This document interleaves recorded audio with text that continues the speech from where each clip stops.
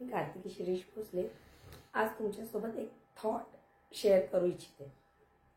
मला असं वाटतं, जर का आपल्याला आपलं आयुष्य सुखी, समाधानाने, आनंदी जीवन जगायचं असेल तर आपल्याला काय करायला हवं? सर्वात प्रथम आपल्याला डेली फॉरगिव्हनेस प्रॅक्टिस करायला हवी।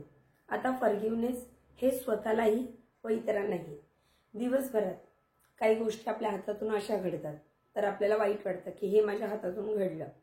त्यावेळी आपण स्वतःलाही फॉरगिव्ह करून पुढे गेलं पाहिजे आणि दिवसभरात काही हर्ट्स आपल्याला इतरांकडून आलेले असतात, त्यावेळी इतरांनाही फॉरगिव्ह करून आपण आयुष्यात पुढे वाटचाल सुरू केली पाहिजे।